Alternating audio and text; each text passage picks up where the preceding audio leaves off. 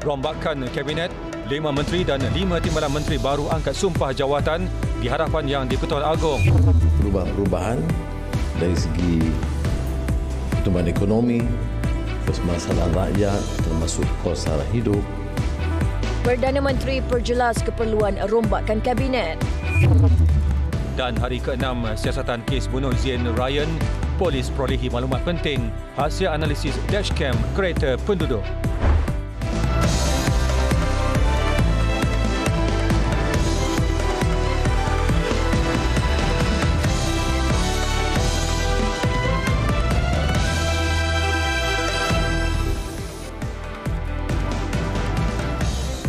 Assalamualaikum dan salam sejahtera. 5 menteri dan 5 timbalan menteri selesai angkat sumpah jawatan petang tadi untuk melengkapkan rombakan Kabinet oleh Perdana Menteri Datuk Seri Anwar Ibrahim. Rombakan itu turut menyaksikan beberapa menteri bertukar portfolio dan kementerian baru diwujudkan. Antara mencuri tumpuan ialah pelantikan semula Ahli Parlimen Kuala Selangor Datuk Seri Dr. Zulkifli Ahmad sebagai Menteri Kesihatan. Ahli Parlimen Titiwangsa Datuk Seri Johari Abdul Ghani pula dilantik Menteri Peladangan dan Komoditi. Manakala Ahli Parlimen Damansara Gobind Singh Teo menerajui Kementerian Digital yang baru dibentuk. Perdana Menteri turut mewujudkan semula jawatan Menteri Keuangan kedua. Ia diisi oleh bekas Ketua Pegawai Eksekutif Kumpulan Wang Simpanan Pekerja KWSP, Datuk Seri Amir Hamzah Azizan.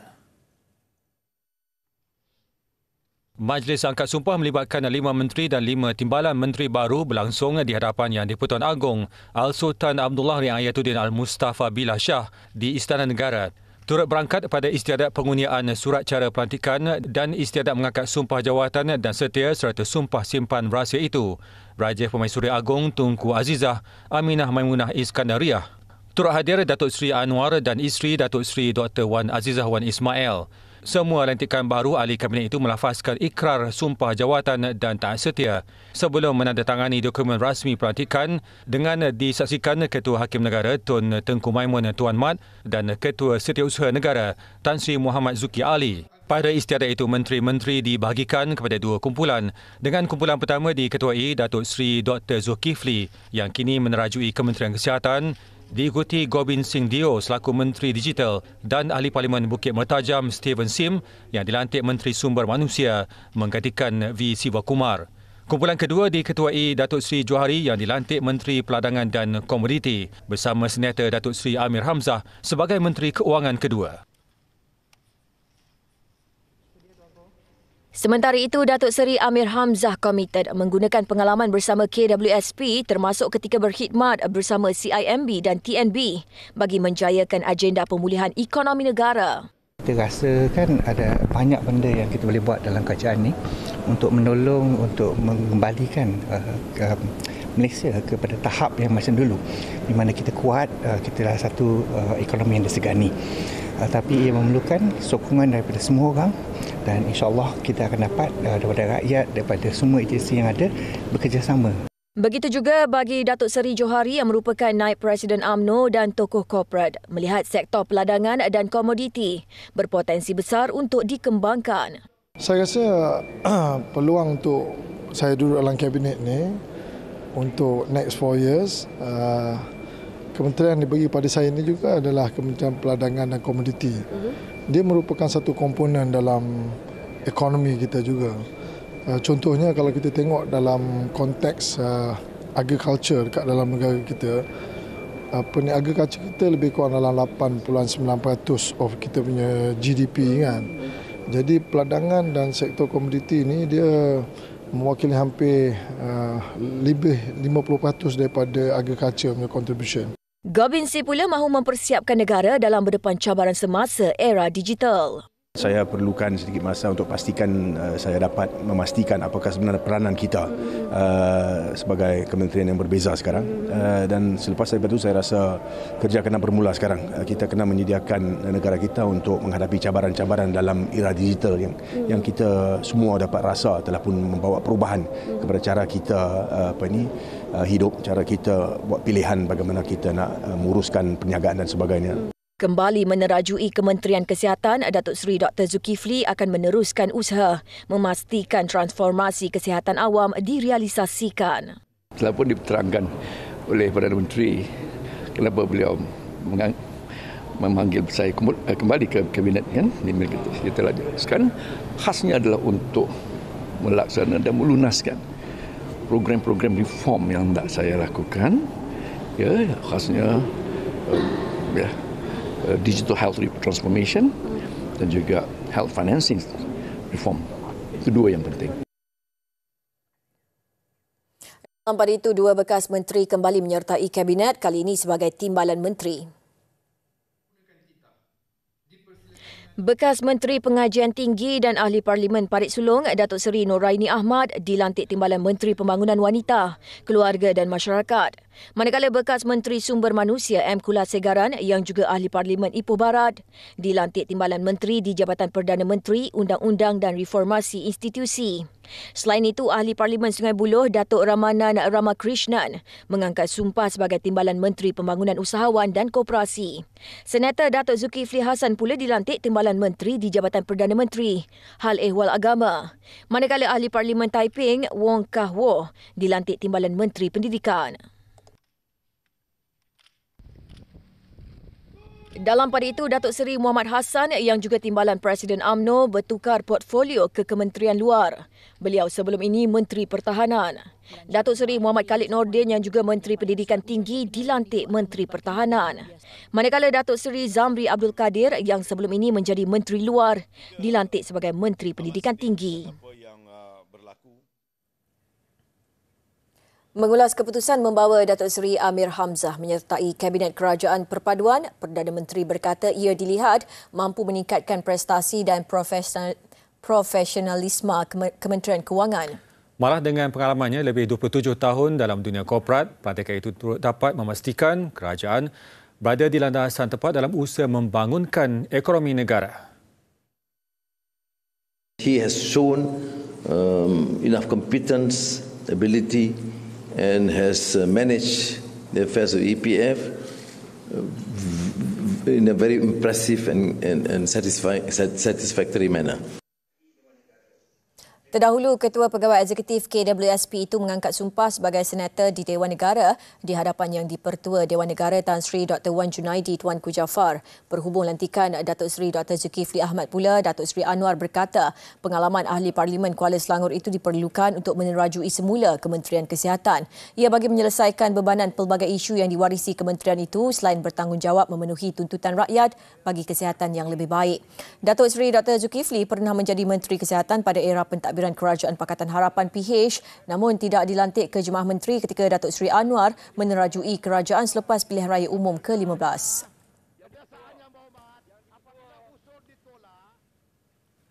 Sementara itu, Datuk Seri Anwar berkata rombakan kabinet itu dibuat seiring perkembangan semasa dan tidak hanya berpandukan kepada prestasi mereka yang terbabit. Ia termasuk perubahan dalam aspek perkembangan ekonomi dan permasalahan rakyat, termasuk kos sara hidup yang perlu ditangani dengan baik. Juga isu-isu pendidikan tinggi, terutama dalam beberapa usaha kita meneroka beberapa bidang baru seperti artificial intelligence, digital transformation yang menyebabkan saya memikir semula untuk membuat sedikit sebanyak penyesuaian melihat kepada keadaan dan tuntutan semasa. Tambahnya, keputusan rombakan itu juga dibincangkan bersama Ketua Parti Komponen Utama sebelum dipersembah dan diperkenan Yang di-Pertuan Agong Al-Sultan Abdullah Riayatuddin Al-Mustafa Billah Shah. Ditanya sama ada akan berlaku rombakan kabinet lagi selepas ini, Datuk Seri Anwar memberi jaminan barisan jemaah menteri baru yang diumumkan kekal sehingga pilihan raya umum PRU akan datang jika menunjukkan prestasi memuaskan. Mengulas lanjut, pemotongan gaji sebanyak 20% akan diteruskan untuk barisan kabinet baru itu.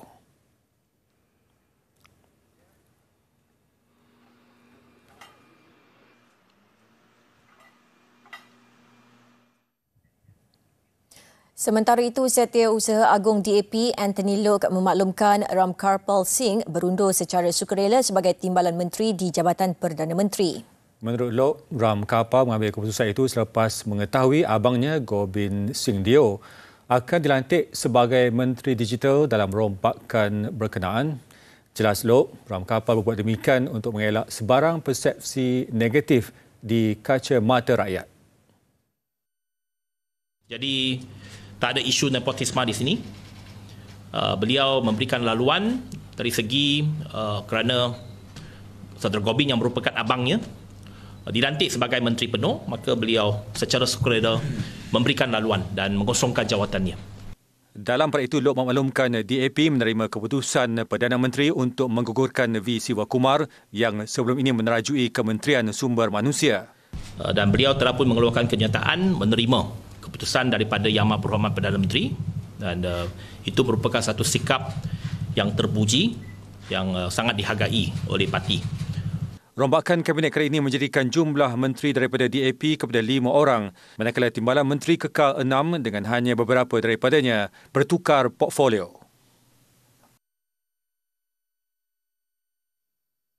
Dalam pada itu, Sivakumar yang digugurkan berkata akan terus memberi sokongan kepada kerajaan. Menurut Timbalan Setiausaha Agung DAP itu, beliau akan terus berkhidmat sebagai wakil rakyat Parlimen Batu Gajah, Perak. Beliau turut mengucapkan penghargaan kepada seluruh kaki tangan Kementerian Sumber Manusia yang banyak membantunya ketika menerajui kementerian terbabit. Bagi Timbalan Perdana Menteri Datuk Seri Ahmad Zahid Hamidi, kehadiran barisan kepimpinan baru dalam Jemaah Menteri akan merancakkan lagi usaha untuk memberikan perkhidmatan yang terbaik kepada rakyat dan negara. Beliau turut optimis pasukan dalam kabinet berkenaan akan bekerja secara berpasukan dalam menerajui kementerian masing-masing bagi memperkasakan ekonomi dan meningkatkan kemakmuran serta kesejahteraan buat seluruh rakyat. Dan tidak ada tekanan-tekanan atau Seorang lagi Timbalan Perdana Menteri Datuk Seri Fadilah Yusof berkata rombakan yang berlaku bukan sekadar bertujuan mengisi kekosongan tetapi dilihat sebagai usaha ke arah memperkasakan lagi gerak kerja dan pentadbiran kerajaan perpaduan.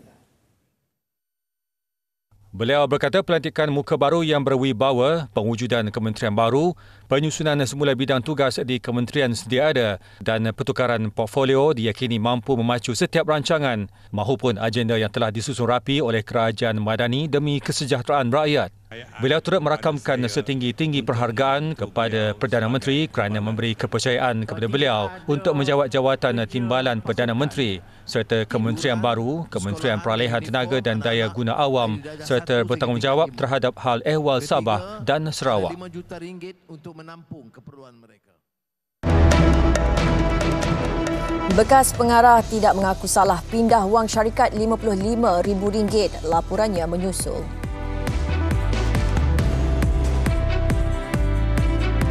Penelitian awal pada rakaman kamera papan pemuka kenderaan penduduk di apartmen idaman Damansara Damai menunjukkan terdapat beberapa pergerakan dalam rakaman berkenaan. Ketua Polis Selangor, Datuk Hussein Omar Han berkata sehubungan itu pihaknya kini menjalankan analisis lanjut terhadap rakaman diperolehi. Katanya polis perlu meneliti lebih lanjut semua rakaman diperolehi untuk menjuruskan dapatan kepada sesuatu yang boleh membantu siasatan. Ini termasuk mempertingkatkan kualiti video supaya lebih jelas sama ada individu atau objek lain. Namun buat masa ini pihaknya tidak boleh mendedahkan lebih lanjut kerana siasatan masih berjalan. Tambahnya polis juga meneruskan siasatan dengan menumpukan tempat mayat mangsa ditemui. Ketika ditanya mengenai proses saringan sampel DNA beramai-ramai, Datuk Hussein berkata jumlah individu yang disaring masih kekal 228 individu setakat ini. Pihaknya masih menunggu keputusan ujian itu yang dijangka diperolehi dalam 2 atau 3 hari lagi. Dalam pada itu, unit anjing pengesan K9 PDRM sekali lagi hadir ke lokasi kejadian untuk menjalankan pemeriksaan. Anggota unit K9 mula membuat pemeriksaan di Blok R, apartmen terbabit, jam 5.10 petang tadi. Pemeriksaan dijalankan di tingkat 3 dan 4 blok berkenaan. Selepas kira-kira 25 minit, kumpulan anggota polis bersama anjing pengesan dilihat selesai menjalankan pemeriksaan. Terdahulu, siasatan turut dijalankan dengan kerja mengeringkan takungan air berhampiran lokasi mayat ditemui. Kaki tangan Jabatan Pengairan dan Saliran JPS Selangor dan anggota bomba dari Balai Bomba dan Penyelamat BBP Sungai Buloh membantu polis melakukan kerja menyedut air.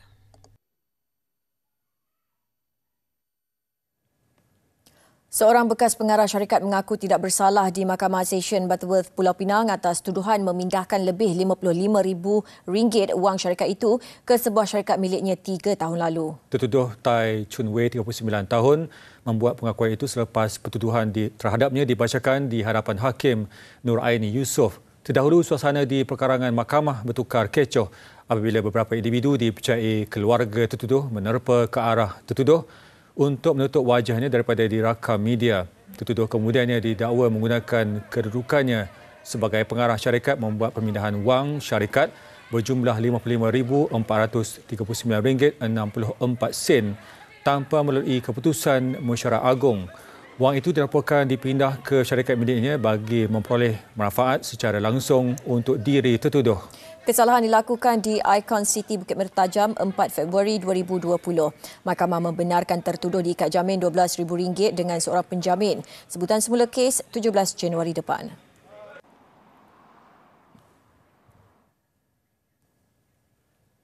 Jabatan Perhutanan Negeri Kelantan merancang untuk membina laluan khas bagi mengelak binatang liar seperti gajah dan harimau daripada menceroboh jalan, lebuh-raya atau kawasan kampung. Pembinaannya itu diharap dapat menghentikan serangan binatang liar terhadap manusia. Kejadian serangan harimau membaham seekor lembu berdekatan kawasan hutan simpan Hulusat, Machang terbaru berlaku kian membimbangkan masyarakat. Difahamkan lokasi serangan yang berlaku pada 4 Disember lalu adalah laluan lazim bagi pelbagai binatang liar termasuk harimau belang untuk berhijrah dan berburu. Menurut pengawas hutan Jabatan Perhutanan Negeri Kelantan, Muhammad Zamri Seman, meskipun harimau belang sudah biasa kehadiran manusia, namun untuk mengelakkan perkara tidak diingini berlaku, Jabatan Perhutanan Negeri Kelantan menuntut kerajaan mempertimbang mewujudkan laluan merentasi lebuh-raya itu di hutan simpan Hulusat dan hutan simpan cabang Tongkat di Machang. Tentang laluan ni kita dah ada plan dah daripada GPSM, tak silap dia panggil CFS, iaitu laluan binatang liar yang terputus sebab pembinaan, contohnya jalan raya yang telah ada contoh dia kita dah buat dekat Lipis. Dekat Lipis saya rasa dekat Port Dickson pun dah ada satu. Tinjauan ke lokasi menemui kira-kira 10 tapak kaki harimau belang di kawasan berkenaan membuktikan kehadiran haiwan liar di laluan itu untuk mencari makanan. Malah kawasan perkelahan berdekatan yang sebelum ini sering dikunjungi masyarakat turut sunyi sepi. Saya tengok ada tapak tapak 5 orang saya takut. Satu naik tengok atas memang dia makin 5. Yalah memang kesal jugalah. Tu be isu iman ni. Olah kalau boleh ke, mari je lah sini. Tak ada apa-apa pun. Mana harimau tu tak? Maknanya harimau ni tak ganggu manusia pun. Dia sekadar tu be lalu dia, okey? Oleh itu, bagi mengurangkan konflik manusia dan hidupan liar serta membolehkan pergerakan bebas hidupan liar, khususnya spesies ikonik negara yang diancam kepupusan, adalah penting untuk memelihara Central Forest Pine CFS yang berfungsi sebagai tulang belakang kepada rangkaian kawasan sensitif alam sekitar. Semangat tinggi murid orang kurang upaya OKU Muhammad Akil Naufal Zaharin 11 tahun yang enggan berputus asa menamatkan larian 100 meter dengan bertongkat akhirnya mengubah nasib remaja itu. Selain menjadi inspirasi, dia kini tekad menyelesaikan diri menggunakan kaki palsu yang diterimanya sejak 2 bulan lalu. Kisah murid program pendidikan inklusif penuh Sekolah Kebangsaan SK Felda Lepar Utara 1 ini tular selepas menamatkan larian dalam acara sukan sekolah Majlis Daerah Cerantut. Kesungguhannya itu mendapat perhatian pelbagai pihak, termasuk Menteri Belia dan Sukan Hannah Yeoh yang menawarkan bantuan kaki palsu bagi memudahkan pergerakannya. Tinjauan di rumahnya di Felda Lepar Utara 2, Jerantut mendapati Akil masih berusaha menyesuaikan diri menggunakan kaki palsu yang menelan belanja RM12,500. Saya rasa seronok, gembira dan terkejut bila tahu dapat menerima kaki itu. Akil dijaga bapa saudaranya setelah bapanya meninggal dunia 3 tahun lalu, sementara ibunya Nur Hafizah Mat Desa bekerja di Kuala Lipis. Selagi saya mampu, saya jagalah sehinggalah dia berjaya lah. Bukan tu lah niat saya tu. Di harapan lain tu mungkin dah tak nampak dah, mana saya yang harapan bagi budak-budak ni lah. Berkongsi kisah kanak-kanak itu, ibunya berkata kaki kiri Akil terpaksa dipotong hingga paras pinggang ketika usianya 2 tahun setengah akibat jangkitan kuman.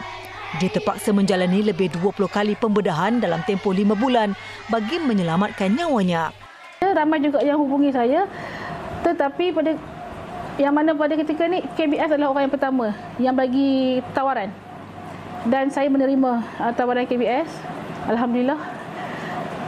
Perasaan bersyukur, gembira. Mungkin impian seorang ibu nak tengok anak kaki 2 semula, kan? Jelasnya pihak keluarga akan terus menyokong minat Akil untuk terus menceburi bidang sukan selain membantu menyesuaikan diri untuk berkaki palsu.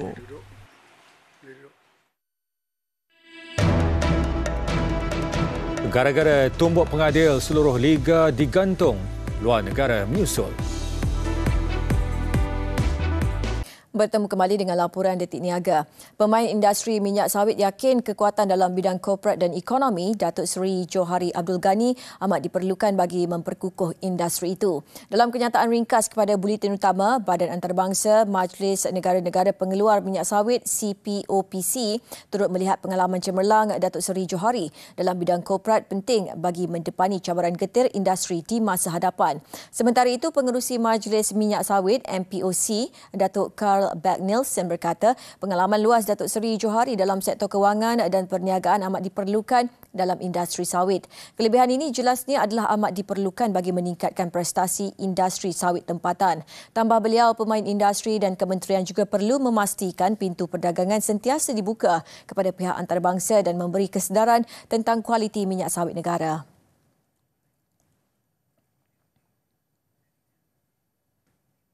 Sementara itu, pelantikan Datuk Seri Amir Hamzah sebagai Menteri Kewangan 2 pula dilihat bertepatan bagi berdepan persekitaran ekonomi yang semakin mencabar tahun depan. Pengalaman luas beliau dalam sektor kewangan dan pelaburan mampu membawa strategi baru terutama bagi memulihkan nilai mata wang negara.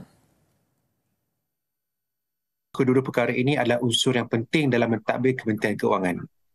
Perkara ini sekaligus akan dapat meningkatkan kredibiliti pentadbiran yang sedia ada, terutamanya dalam usaha kerajaan untuk memulihkan mata wang ringgit serta menjadikan ekonomi negara yang lebih berdaya saing. Tambah beliau, antara cabaran bekas Ketua Pegawai Eksekutif Kumpulan Wang Simpanan Pekerja KWSP itu adalah untuk mengimbangi kewangan negara dengan seimbang. Dalam pada itu, dalam satu kenyataan, KWSP berkata pelantikan Ketua Pegawai Eksekutifnya yang baru akan diumumkan dalam masa terdekat.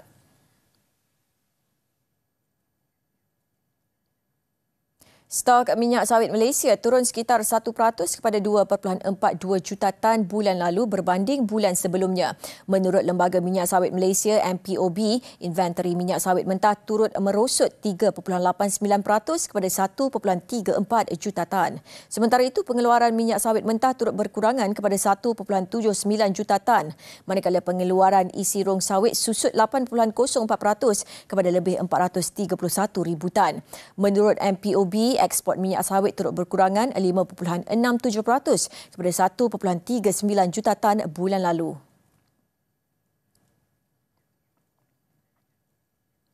Bursa Malaysia mencatat peningkatan sederhana hari ini susulan aktiviti belian saat akhir membabitkan kaunter peladangan dan perbankan. Pada jam 5 petang, FBM KLCI naik 0.73 mata. Sementara itu, ringgit ditutup pada 4.683 berbanding dolar Amerika.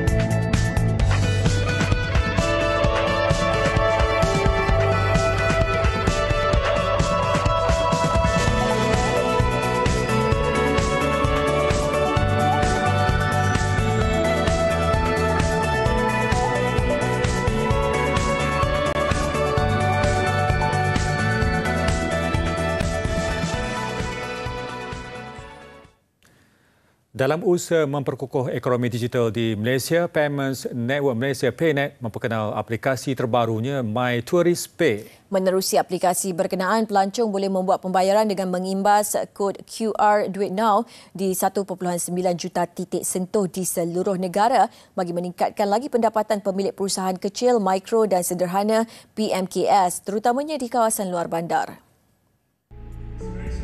Ketua Pegawai Eksekutif Kumpulan PayNet, Farhan Ahmad berkata aplikasi itu adalah kesinambungan usaha di bawah inisiatif PayNet Chambah yang menepukan kepada pemerkasaan ekonomi digital di samping memberi kelebihan kepada perniagaan kecil dan sederhana. Ia boleh digunakan di gerai, kedai dan restoran serta pasaraya yang mempunyai imbasan kod QR Duit Now. This app removes all those problems. This app gives you the convenience of just connecting your debit card or credit card from wherever you come from. Without having to store value, load money into something. You just buy as you go. And that's it. And it's very simple. We don't ask for any sensitive information. We don't ask for a long process. We don't ask you for documents. We don't ask you to load money. It is the most seamless, easy way. Anywhere in the world you can go to any country, you won't find this. This is only going to be in Malaysia, where any tourist can now come in and be able to scan Duit Now QRs without any effort. Projek rintis pengenalan aplikasi ini dilancarkan di Langkawi bagi melonjakkan perniagaan di lokasi tumpuan pelancong yang sebelum ini tidak menerima pembayaran menggunakan kad debit atau kredit. We're not trying to build too many features and functions. We will start to launch features and functions as we go ahead. But the first launch is to simply see what if we just remove the friction, how will people use it, and then we will continue to make it better. Aplikasi ini sudah boleh digunakan menerusi kemudahan Android dan akan tersedia di iOS dalam masa terdekat. Untuk maklumat lanjut mengenainya, layari laman Sesawang Tertera.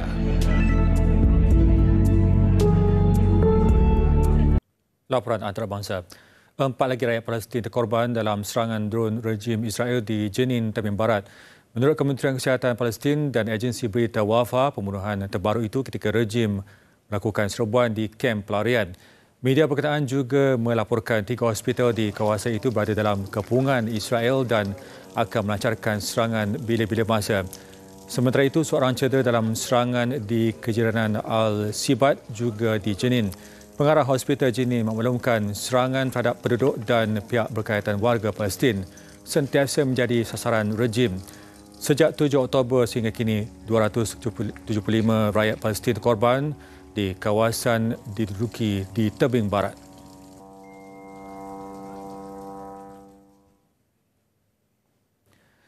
Perang yang berlanjutan selama 2 bulan di Gaza kini menyaksikan penduduk Palestin berdepan masalah kebeluran yang serius. Sekitar 2.3 juta penduduk Gaza diusir dan adalah mustahil untuk mereka mencari perlindungan atau makanan di kawasan pinggir pantai yang padat dengan penduduk. Program Makanan Sedunia PBB berkata separuh daripada penduduk berdepan kebeluran selain berdepan cuaca sejuk melampau dan kecurian truk bantuan. Di tengah keperluan yang semakin mendesak, rejim Zionis mengumumkan ia akan menapis bantuan ke Gaza di 2 pusat pemeriksaan tambahan. Apa yang diharap ialah lebih banyak bantuan disalurkan ke kawasan yang musnah. Angka kematian rakyat Palestin kini melepasi 18,205 orang dan 1.9 juta daripada 2.4 juta penduduknya kehilangan tempat tinggal.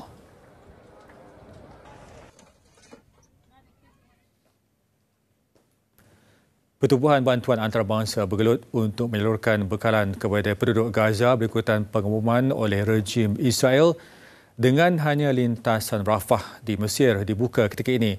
Rejim Israel semalam menegaskan tidak akan membuka lintasan baru walaupun mengumumkan 2 pusat pemeriksaan tambahan akan dibuka iaitu lintasan Nitzana dan Kerem Shalom. Pusat pemeriksaan tambahan itu akan menyaring truk yang membawa air, makanan, bekalan perubatan dan peralatan perlindungan sebelum menghantarnya melalui pintu Rafah. Pejabat Kemanusiaan Pertubuhan Bangsa-Bangsa Bersatu OCHA berkata kira-kira 100 truk sehari membawa bekalan kemanusiaan dari Mesir ke Gaza sejak gecatan senjata seminggu berakhir pada 1 Disember lalu. Ia berbanding purata harian 500 truk sehari sebelum itu.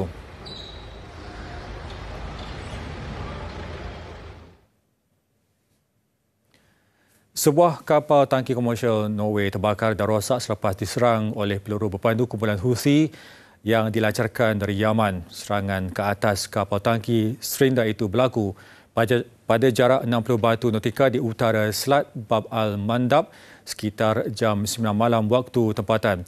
Kapal pemusnah Tentera Laut Amerika Syarikat USS Mason yang berada di lokasi telah memberikan bantuan. Menurut pegawai pertahanannya, pemilik kapal tangki kimia Norway itu sehingga kini masih belum dapat dihubungi. Tiada kemalangan jiwa dilaporkan dalam kejadian itu. Sabtu lalu, kumpulan Houthi berkata mereka akan menyasarkan semua kapal yang menuju ke Israel tanpa mengira kewarganegaraan dan memberi amaran kepada Amerika Syarikat, kepada syarikat perkapalan antarabangsa supaya tidak berurusan dengan pelabuhan Israel. Data daripada firma pengesan kapal Kepler menunjukkan Srinda memuatkan minyak, sayuran dan bahan api biologi di Malaysia dan menuju ke Venice, Itali.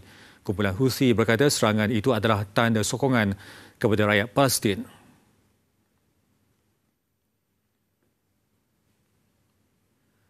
Mahkamah Turkiye memerintahkan penahanan Presiden Kelab Ankara Gucu Faruk Korca atas tindakannya menumbuk muka pengadil Halil Umut Mela pada penghujung perlawanan Super League. Turut direman dua lelaki suspek atas dakwaan sama di bawah jenayah keganasan. Persekutuan Bola Sepak Turki TFF mengecam keras tindakan itu dan menggantung seluruh aksi liga. TFF berkata serangan keji ini bukan sahaja dilakukan terhadap Halil, malah terhadap semua pihak berkepentingan bola sepak Turkiye. TFF juga menegaskan seluruh kelab, presiden kelab, pengurus dan semua individu yang menyerang Halil akan dikenakan hukuman paling berat. Sementara Presiden Turkiye Recep Tayyip Erdogan turut mengutuk insiden yang berlaku di ibu kota Ankara itu. Tegas Erdogan, sukan bermaksud keamanan dan persaudaraan dan bukan mencetus keganasan.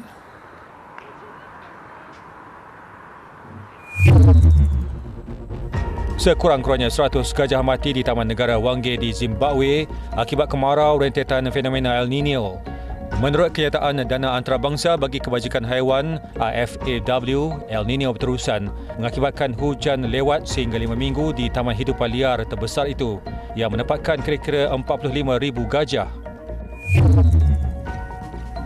Satu rakaman CCTV memaparkan detik puting beliung melanda Nashville yang menyebabkan sebuah pencawan elektrik meletup, disambar petir dan terbakar. Menurut Perkhidmatan Elektrik Nashville, keadaan cuaca buruk mencetus percikan api yang menyambar peralatan kuasa di pencawan berkenaan sekaligus menjejaskan ratusan kediaman di daerah kecil di Tennessee itu. Penggemar tarian tango memenuhi sekitar jalanan di Old Havana untuk meraihkan Hari Tango Antarabangsa di ibu kota Cuba itu. Pasangan pelbagai peringkat usia dilihat teruja mempamerkan aksi mereka buat tontonan orang ramai yang melalui kawasan berkenaan.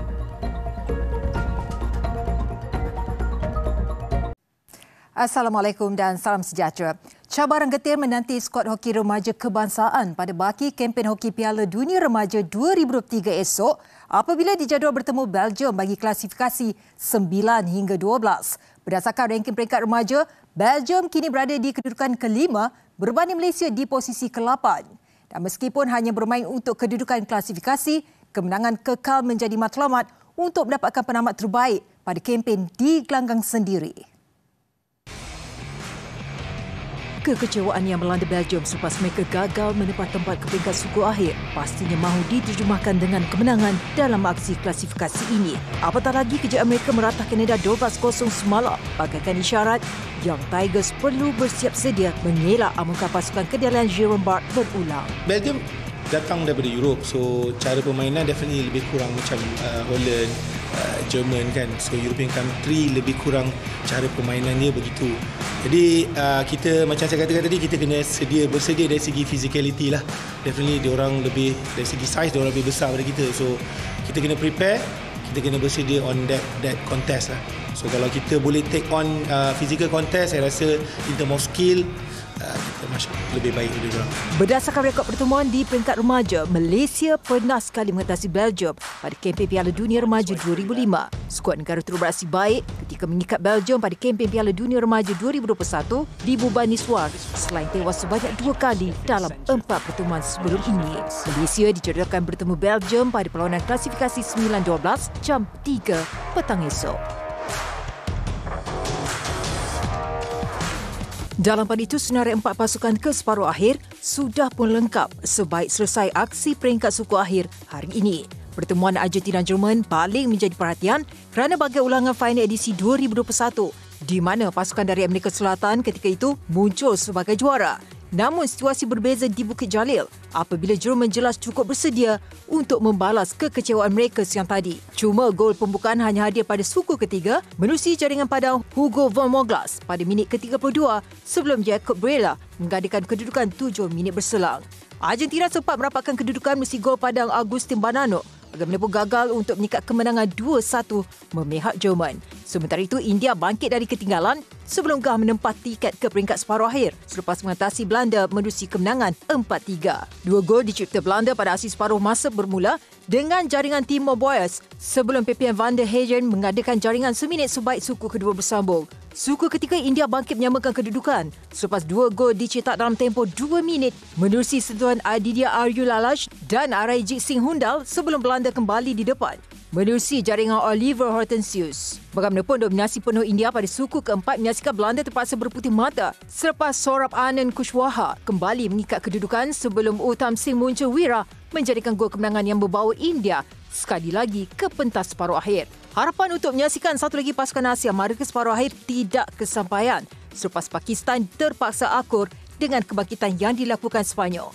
Membuka jaringan menerusi Hanan Shahid, kebangkitan sebaliknya mula dipamerkan Sepanyol pada suku ketiga menerusi 3 gol yang terhasil. Paul Cabrevadia membuka jaringan Sepanyol pada minit ke-37 sebelum Alex Bozal dan Pablo Espino menjadikan kedudukan 3-1. Pakistan sempat menjadikan gol kedua menerusi Sufyan Khan, namun pantas dibalas Cabrevadia yang menjadikan gol kedua pribadi. Menutup aksi dengan keputusan 4-2 membawa Sepanyol ke pentas separuh akhir buat kali kedua selepas edisi 2005. Dalam pada itu, Perancis turut melangkah ke separuh akhir buat kali kedua berturut-turut. Kali ini mengecewakan Australia menerusi kemenangan 3-2. Dominasi disajikan Perancis pada suku kedua menyaksikan 2 gol terhasil bermula dengan jaringan sudut penalti Noah Join minit ke-17 sebelum Gaspar Dennis menjadikan kedudukan 2-0 4 minit berselang. Gol ketiga Perancis menyusul menerusi jaringan kedua pribadi Join namun pantas dibalas Australia yang memecah kebuntuan hasil sentuhan Cooper Burns. Burns meledak lagi pada minit ke-48 bagaimanapun usaha Australia untuk mencari gol penyamaan tidak berhasil dengan Perancis ceria mara ke separuh akhir menerusi kemenangan 3-2. Peringkat separuh akhir bakal menyaksikan Jerman menentang India manakala Perancis akan berdepan Sepanyol dengan perlawanan dijadualkan berlangsung Khamis nanti. Aksi bola sepak tertumpu di Stadium Sultan Ibrahim Iskandar Puteri apabila JDT turun bagi aksi terakhir kumpulan I Liga Juara-Juara Asia ACL menentang Biji Pathum United dari Thailand petang tadi. Perlawanan yang berakhir sebentar tadi memihak JDT dengan keputusan 4-1. Bermakna JDT menamatkan kempen kumpulan di kedudukan ketiga sekalipun sudah tidak layak ke fasa seterusnya. Dan esok giliran saingan Piala AFC pula mengambil tempat di Stadium Sultan Mizan Zainal Abidin di mana Terengganu FC turun berdepan Bali United dari Indonesia.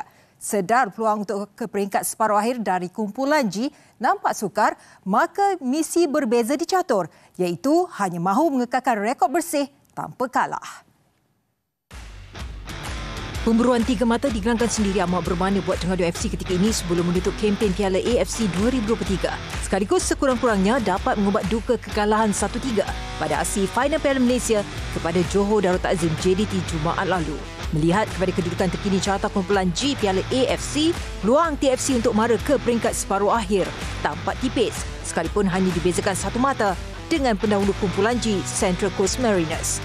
Ini kerana kelebihan itu condong kepada pasukan dari Australia itu bukan sahaja kerana memiliki kelebihan jurang gol yang besar tetapi juga kerana akan berdepan pasukan tercorok kumpulan Stallion Laguna di arena sendiri. Impian Terengganu FC untuk meraih slot selaku pasukan kedua terbaik daripada 4 saingan kumpulan juga sukar kerana naib juara kumpulan F, Phnom Penh Crown sudah memiliki 12 mata termasuk memiliki jaringan lebih besar berbanding wakil negara itu. For tomorrow match, I expect same like first leg in Bali. Tough match. Bali is good team. Last 2-3 months they improve. They had better result. Position 2, I think, in Indonesia League. we have our quality also. I believe in my team, and my main intention is to put in the team ready players. Like our coach said, the last 2-3 days, we all the players we go all out to the final, because the final and the FC Cup it was our priority still. So for tomorrow, like coach said, we are going all out no matter what who is going to play. It's a question of they get the 3 points. So we are ready, and tomorrow we see what will happen. Sementara itu, pengendali Bali United Stefano Kugura turut mengakui peluang kepusingan kalah mati sudah tertutup. Jadi, fokus utama mereka terarah kepada pendedahan buat skuad Tridatu Warriors. This competition very important for us to develop as a coach, develop as a player. I think every game that we play, after that in the league, local league, we are more strong. So tomorrow is more opportunity to play football, international football, against a tough opponent. Terengganu is a good team, and good opportunity for us to show ourselves here in Malaysia also. Dalam hari itu, Terengganu FC sekali lagi berdepan masalah kecederaan pemain selepas aksi final Piala Malaysia 2023 Jumaat lalu. Pengendali TFC, Tomislav Steinbruckner, terpaksa melakukan rombakan senarai pemain berdepan Bali United apabila beberapa pemain utamanya terpaksa diketepikan. Antaranya pertahanan tengah Muhammad Ubaidullah Syamsul Fazili yang disahkan mengalami kecederaan ACL. Selain pertahanan kanan, Azam Azmi Murad juga perlu berehat dalam tempoh 4 ke 6 minggu. Pengendali dari Croatia itu bagaimanapun optimis dengan kemampuan pemain gantian. Penggalas tanggungjawab berikutan Terengganu FC memiliki barisan setara dalam semua posisi. Justru cabaran yang bakal dihadapi bukan alasan kerana secara matematik Terengganu FC masih boleh lolos ke pusingan kalah mati Piala AFC. Presiden Persatuan Badminton Malaysia BAM Tan Sri Mohamad Nozal Zakaria sedia menimbang untuk mengekalkan jawatan Presiden Badan Induk berkenaan sekurang-kurangnya sehingga berakhirnya Sukan Olimpik Paris pada Julai 2024. Ia susulan permintaan terbuka Menteri Belia dan Sukan Hanayo yang mahu Tan Sri Nozal kekal bersama pasukan bagi persediaan rapi kem badminton negara ke Tamasya Terbesar Dunia itu nanti. Sekalipun Tan Sri Nozal dan BAM sebelum ini sudah pun mengumumkan pelantikan Tengku Datuk Zafrul Tengku Abdul Aziz sebagai pengganti. Permintaan terbuka berkenaan dimuat naik Hanayo di laman sosialnya susulan Sukan Olimpik Paris 2024 hanya tinggal beberapa bulan lagi. Ini berdasarkan faktor sukan badminton membentuk blok majoriti atlet dalam program Road to Gold RTG. Ia juga selaras dengan pelaksanaan menyeluruh program RTG yang diwujudkan dengan mempunyai 2 pengurusi bersama bagi mengekalkan matlamat sekiranya berlaku perubahan kepimpinan dalam Kementerian Belia dan Sukan KBS ataupun MOM.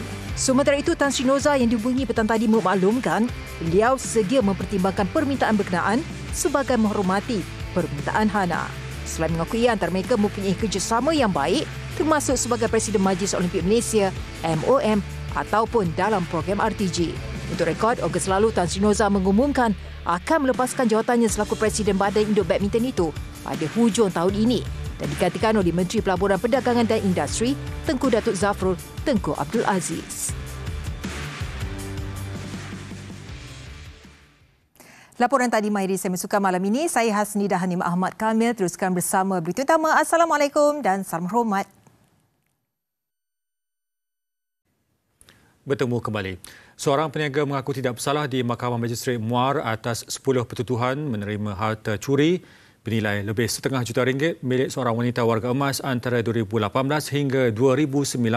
Muhammad Fairuz Maknur, 36 tahun, didakwa secara tidak jujur menerima harta curi kepunyaan Manjit Kaur Sairan Singh, 72.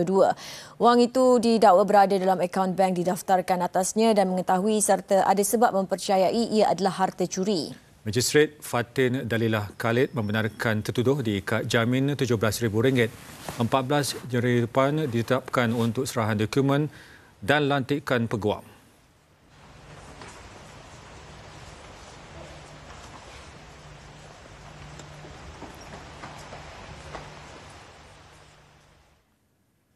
Keluarga juru teknik audio TV3 Azman Hassan yang meninggal dunia akibat masalah kesihatan 27 November lalu layak menerima faedah pengurusan mayat FPM selain faedah pencen penakat FPP.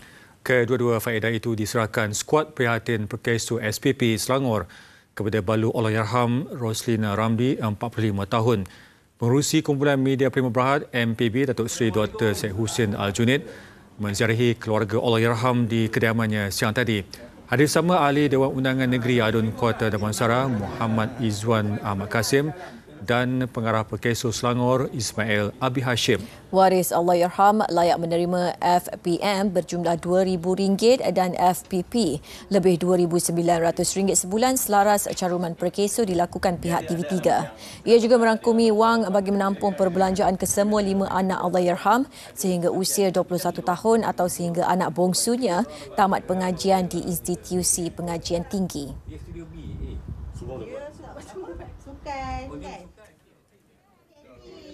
Saya tak cakap kerja. Cakap kawan dia kata dapur tak kayu sekarang man.